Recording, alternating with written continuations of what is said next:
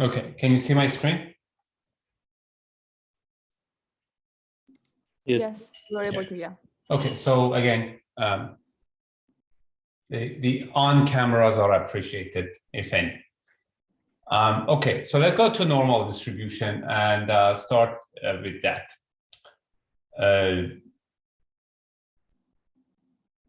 Yeah, it's being recorded. Okay, so well, I think we talked about you know, the distribution of a coin toss or a die last week, and we referred to them as kind of basically non-continuous type of this, you know, discrete type of distribution, which is basically the outcome of that event is going to be a discrete value, you know, 1, 2, 3, or head or tail. As you know, well, obviously there are different types of distribution where I'm going to take a seat here. Yeah, okay. There is another type of distribution where you are going to have continuous value, right, values. Normal distribution, as shown here, is one of them. And this is the definition of a normal distribution. So for every value of x, this is the probability of that happening. This is called normal distribution or Gaussian distribution. It's, as we will see in next slide, it's a bell curved. Okay. Yep. It's a bell-shaped curve, and as you know, this is the population standard, the population or distribution, right? Doesn't matter. The population is standard deviation, and this is the population mean, right? And you can see why this is like that, because the closer x to the mean, so it's a bell-shaped curve around the mean, right? Think of that, think of mean to be 0 for a second.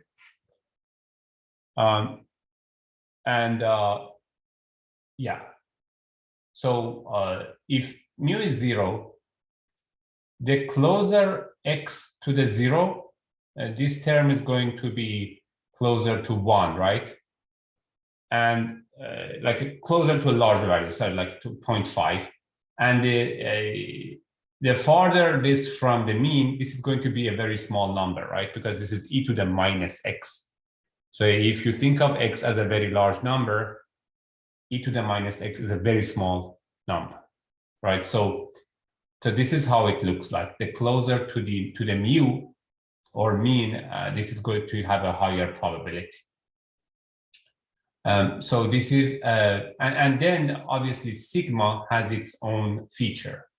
So remember we talked about sigma as a measure of dispersion, right? So the higher the sigma, the more distributed your values are, right? So the brown curve, sigma is equal 1 for the brown curve.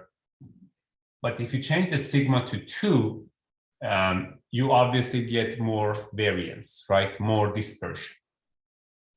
And if mu goes to 2, obviously you know what happened is that it is centered around 2 instead of 0.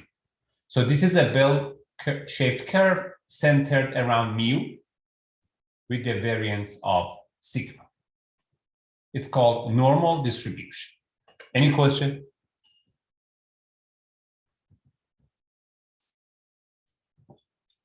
Okay, so I think we have covered most of this, but just to kind of go over, these are the properties of a normal distribution. It's bell-shaped. Interestingly, median, mode, and mean are at the same place. That's a unique kind of, remember we talked about right skewed, left skewed, and then normal. Normal is where your median, mode, and mean are at the same place. The curve is symmetric around the mean. So if the mean is 0, the probability of x equal 1 and x equal -1 is the same. It's symmetric, it's continuous. And actually the probability never actually goes to zero. The probability never goes to zero, but it gets very, very close to zero. The area under the curve is 1, right? Because that's the total. The total area under this curve is 1, which means that, well, if you calculate for all the x, the total probability is 1, which makes sense. Questions on the properties? Professor, one question I have. So Oh, and let's I'm say gonna, you have to turn on your camera. You're asking questions, so you have to. yeah, sure, definitely. Unless, you know. Yeah, sure, definitely. I want to remember who you are, and it's yeah, okay. Okay. Awesome. So yeah, so I was saying, like, if it's talking about mean, median, and mode, if they're equal, so there are chances when they are not equal. Means I remember I was working on one question, so that time what happened, it's like you know, that was not exactly equal. Means when I was checking the median, it was somewhere 60 point something, and the mean was 65 and something. And Are you talking about a normal distribution or? Yeah, for one question I was doing, so question was like whether it's a normal distribution or not. So it was slightly, you know, onto the right side. But if I have you know, a data of, you can say 10 15 entries, or you can say 100 of entries, so if and I have to determine whether it's a normal distribution or not, how can I do it? Means what is the best way, what property should I check that I can define that this is a normal distribution? Yeah, so because yeah. Okay, so basically, you know that the more data you have, the more confident you are on that. That's the thing. So it definitely depends on the data. From theoretical perspective, and even non-theoretical perspective, there is something called kurtosis. Right? You asked this, so I'm going to go with it. Kurtosis is mu subscript 4 that we need to know what it is, divided by sigma 4. And kurtosis is nothing but basically a measure of, you know, like this. So it's a measure of, you know, how close you are to a normal distribution. So the kurtosis for a normal distribution is 0. Because if you look at this curve, they all kind of look like normal, but they are not exactly normal. One of them is so peaky, the other one is so, you know, skirty, like thing. So you compute that number. If that number is 0, you are normal. If it's positive, it's, you know, a negative. It's the other side of the spectrum. That's the kind of one way to look at it. But obviously, if the kurtosis is very close to 0, probably that distribution is very close to normal, because anyways, we all have an estimation of that from numbers. We have to make a decision. But kurtosis is the way to go. And if you want to kind of like have a look at how it's computed, the mu subscript 4 is this. So you have to compute this. The expected value of x minus mu to the power of 4. You compute this. This is basically what they refer to as a skewness.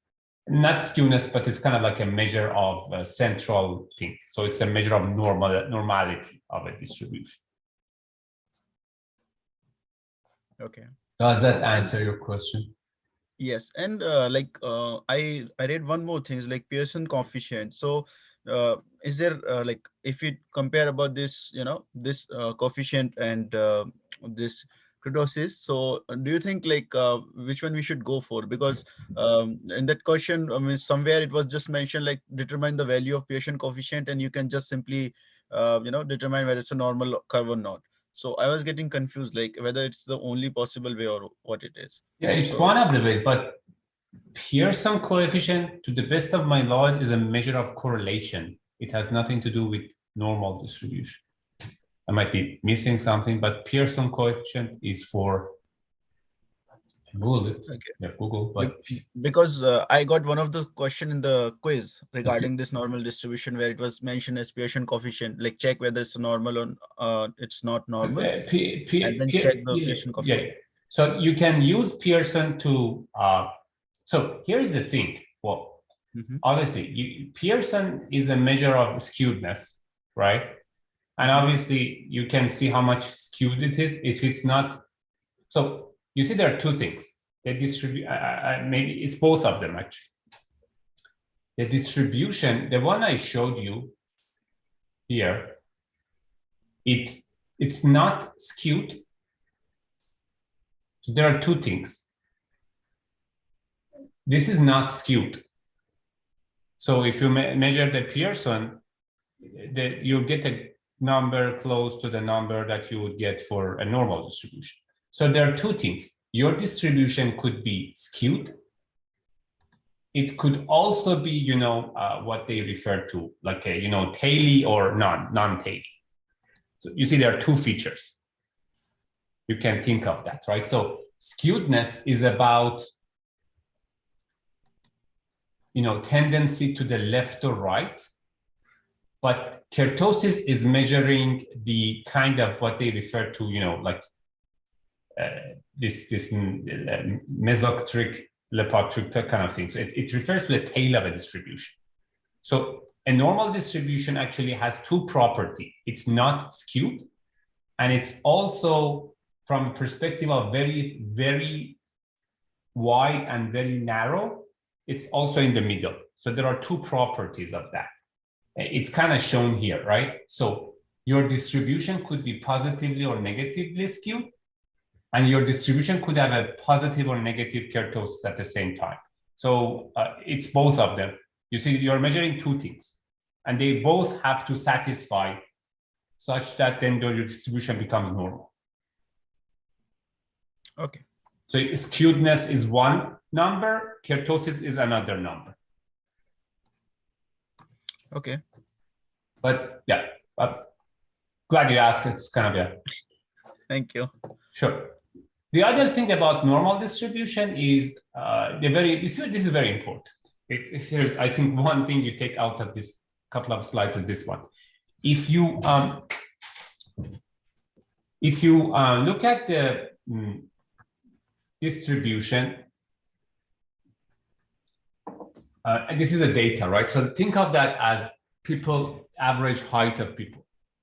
So average height of people, I think, is a very good example of a normal distribution. There are people close to the average height, and then as you go either to the shorter or taller side, there are less number of people. Think of sigma as the way you can look at it. 68% of the data lies within 1 sigma of the mean. That's clear, right? 68% of your data lies within one sigma of the mean, which means mean plus 1 sigma and mean minus 1 sigma. 95% of your data lies within 2 sigma, and almost all of the data lies within 3 sigma. This is a good approximation for you to look at what we refer to as outlier and non-outlier, right? So you can easily, based on the probability, based on how far your data is from, if you have a normal distribution, based on how far you are from the mean, you can have a sense of the probability, right? Without even memorizing this equation, right? So that's the thing. It's called the sigma. So there's something called standard normal distribution. It's the same normal distribution, but when mu is 0 and sigma is 1.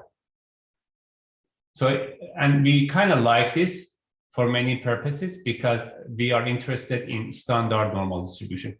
So standard normal distribution is the same normal distribution, with the only difference that sigma is 1 and mu is 0.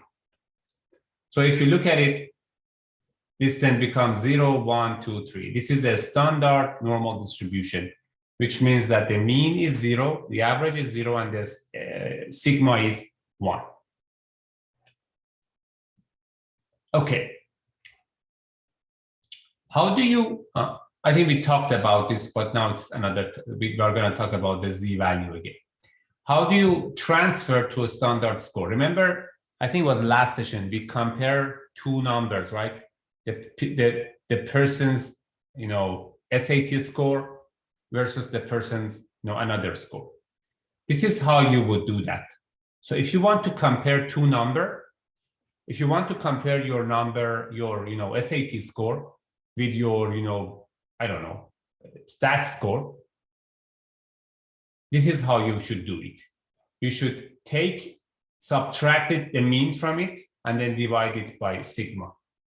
You would get this number. This z is a standard number, right? Now you can compare the scores. So if you have two values that you want to compare, so let's say, you want to say that, are you a tall person or are you a fat person in general, right? So you're talking about your height and your weight.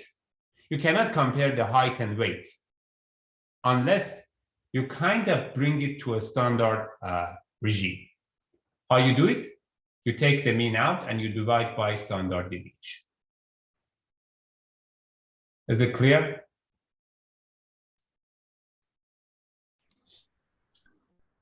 Okay. Yeah.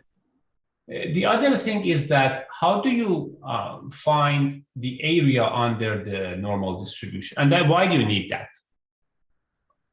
Okay, so why do you need this area? Why do you need to compute this area or this area? Okay, you need them because this is the probability of z, right? So this is the probability that x is less than z, right? And this is the probability that x is less than minus z. So the probability is basically, if you want to be like very kind of, yeah.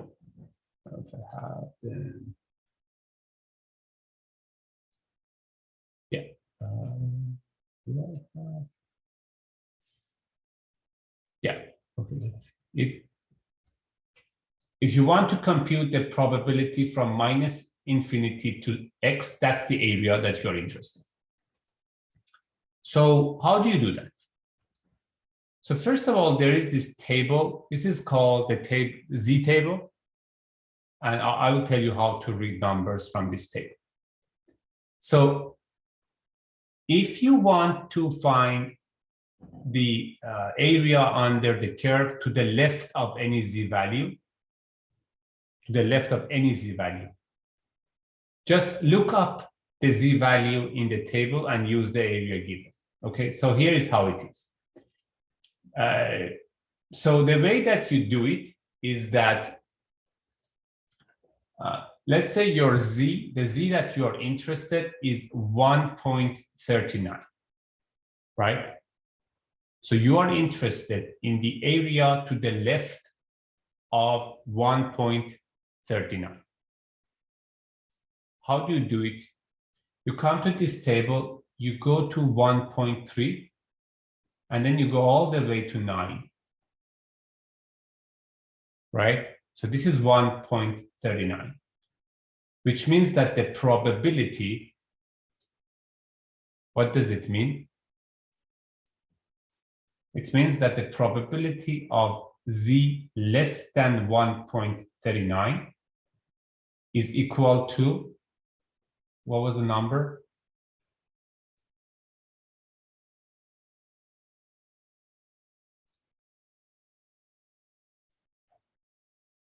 I said come to here.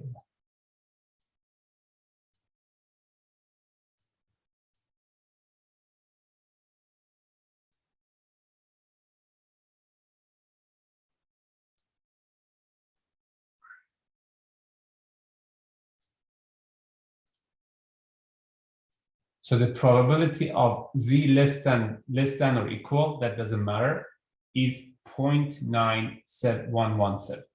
How did I find it? I come to 1.3 and then I go all the way to 0.9. Okay. So that is if you want, so this is basically, what is this? This is the probability of a normal variable, standard normal variable being less than 1.39. So back to the, if you want the area to the left, look up the number in the table and use it. That gives you the area to the left. If you want the area to the right, look up the number on the table and subtract it from 1, right? Obviously, the probability of z larger than 1.39 is simply 1 minus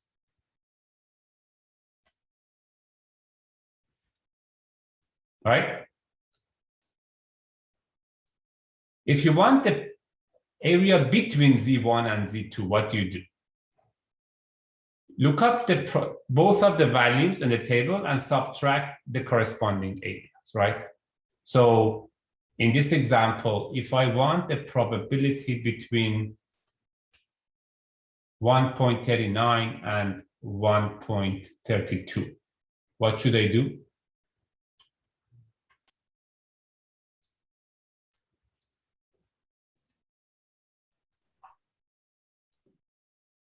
Check the G value for both and just subtract one after another. Exactly. This is 1.32, right? So I just have to do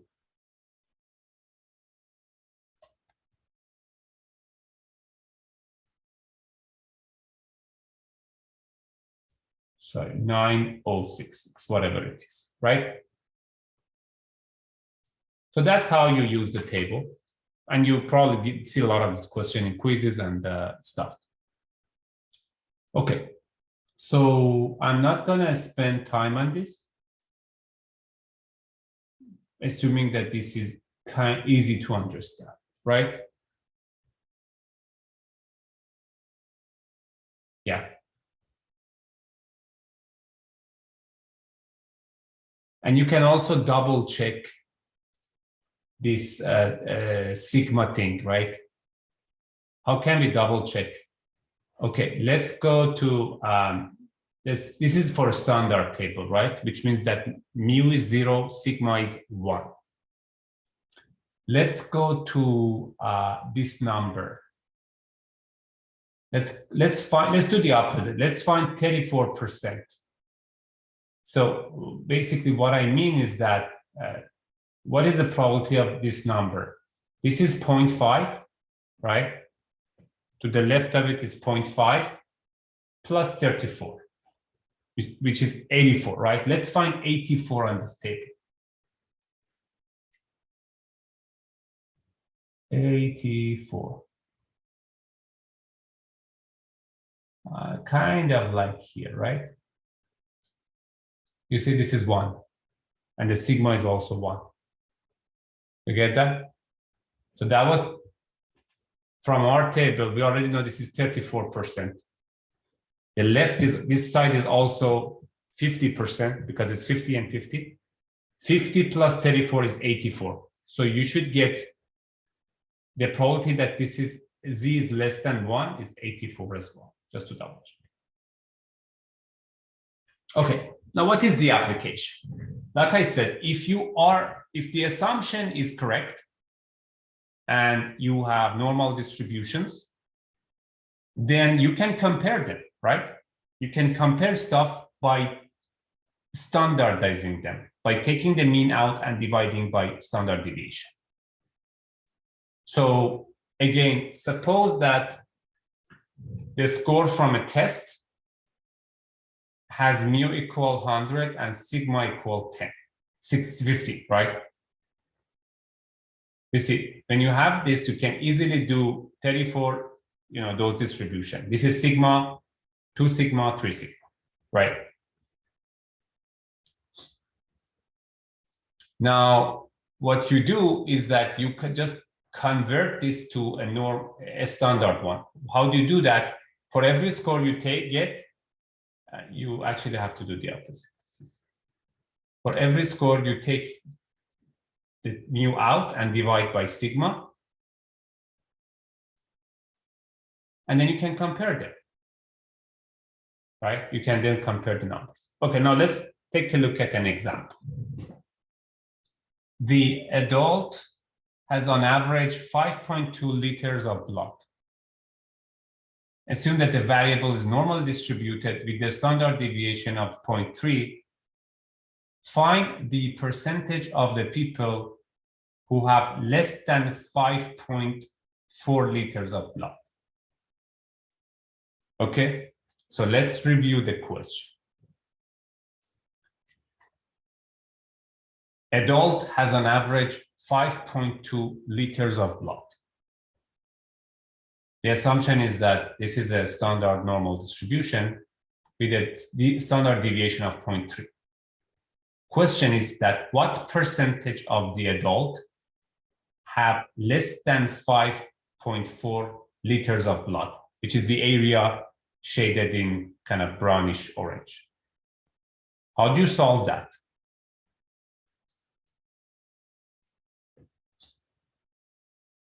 You do the following. You try to standardize it.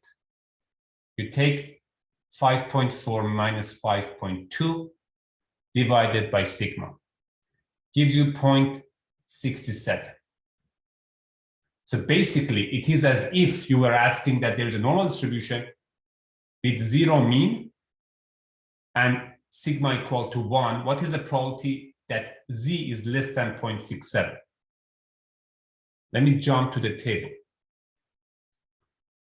What is the probability that x is less than 0.67? This is 6, this is 7. 75% of the adults have less than 5.4 liters of blood.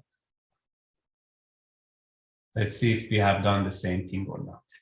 Right, so all I did is that I just went to the table and look up this number.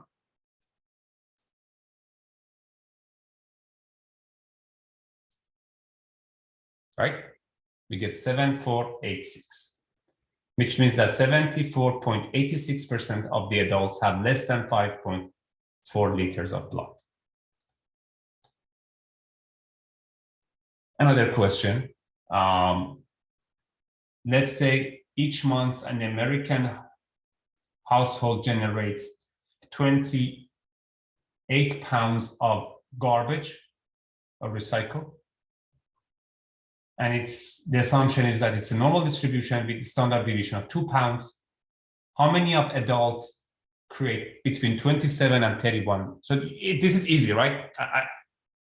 This is easy, right? We can just simply do that. How you do that? You convert the first number to standard. You standardize the second number, and then you look up these two numbers on that table. Hopefully, this is and you'll see a lot of these questions. The other type of question is that you go the other way around, right? You go from so this time, every time, all of this example, you go from X to probabilities. Another situation is that I ask you for a probability and you find the X. You can do both from the table, right? So let's say someone is asking you that to qualify for the Academy of Police, you must score top 10%. You must be on the top 10%. The test scores are normally distributed with a mean of 200 and a standard deviation of 20. What is the lowest possible score that I can get and still be admitted? So you are looking for, 0.9, right? You're looking for 0.9 or 10%. So your score should be here. The question is that in order to get to the top 10%, if the mean is 200 and sigma is 20, what should be your minimum? What is the minimum number you can get and make sure that you are the top 10%? Okay, so how do you do that? Without going to slide 30, let's solve it. So if this is 10%, this is 90%, right? So you have to go to the table and find 0.9. 0.9 is 0.9 probability, right? So you have to look for 0.9. Where is 0.9? 0.9 is somewhere here, right? This is 0.9, almost 0.9. So if your standard number is 129, your probability is going to be 90% on the left. Let's go back to the slide.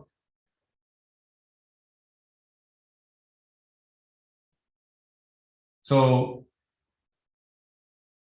actually, the solution went to the other point because between these two, this is closer to 0.9, right? The 128. So you have to, your score, your standard score should be 128. So you should get 2.25.6 with if the mean is 200. If the mean of score is 200 and the sigma of scores is 20, you should at least get 226 so that you are on the top 10%. So this was going from probability to values, right? Just the playing around with the example. Okay, I'm gonna stop here. And also stop the recording, double check